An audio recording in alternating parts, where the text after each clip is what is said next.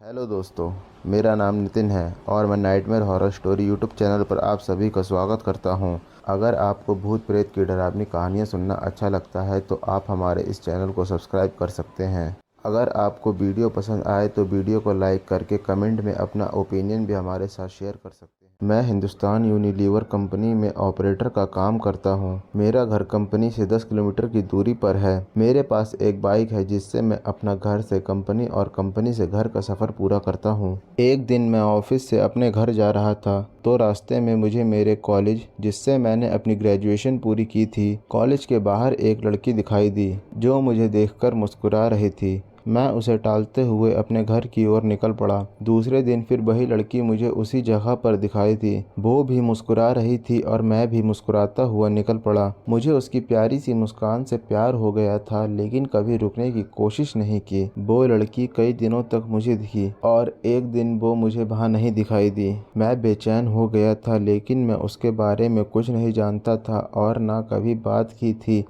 इसलिए उसका पता भी नहीं लगा सकता था। कई कई दिनों तक उस लड़की के नहीं दिखने से मैं बेचैन रहा। कई बार तो मैं कंपनी से जल्दी निकलकर उसका इंतज़ार भी करता था, पर वो मुझे नहीं दिखी। एक दिन मेरे मोबाइल पर किसी अनजाने नंबर से फ़ोन आया। मैंने फ़ोन उठाया तो एक लड़की बोली। उसने मेरा नाम पूछा और वो मुझसे बात करने लगी और बताया कि मैं वही लड़की हूँ जिसे तुम रोज़ बाइक से गुजरते हुए देखा करते थे। मैं अचंभित रह गया कि इसके पास मेरा नंबर कैसे आया और ये मेरे से क्यों बात कर रही है, लेकिन उसकी मीठी बातों में मैं इतना खो गया कि ये सब बातें भूल गया। एक दिन उसने मुझे कॉलेज के बाहर मिलने के लिए बुलाया। मैं और मेरा दोस्त हम दोनों बाइक पर उससे मिलने को गए। क्योंकि मैं कभी किसी लड़की से अकेले में नहीं मिला तो मैं घबरा रहा था। मैं और मेरा दोस्त जैसे ही कॉलेज के बाहर पहुंचे तो वहाँ वो लड़की कहीं पर भी दिखाई नहीं दी। मैंने उसे काफ़ी फ़ोन लगाया, लेकिन उसका फ़ोन स्विच ऑफ था। मैं अपने घर लौट गया और घर में घुसते ही उसका फ़ोन आया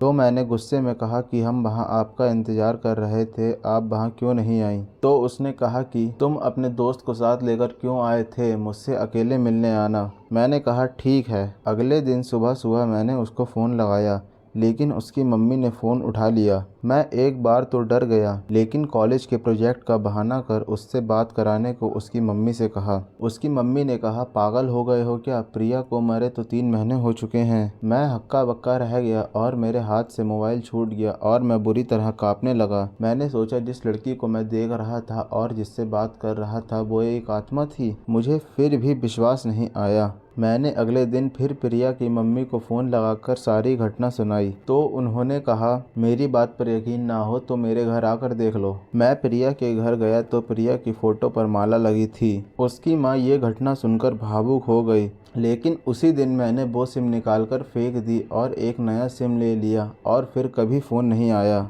लेकिन आज भी मैं नए नंबर से अक्सर सहम जाता हूँ। मित्रों, अगर आपको मेरी आप बीती पसंद आए तो इसे शेयर ज़रूर करें और ये कहानी मैं प्रिया को समर्पित करता हूँ।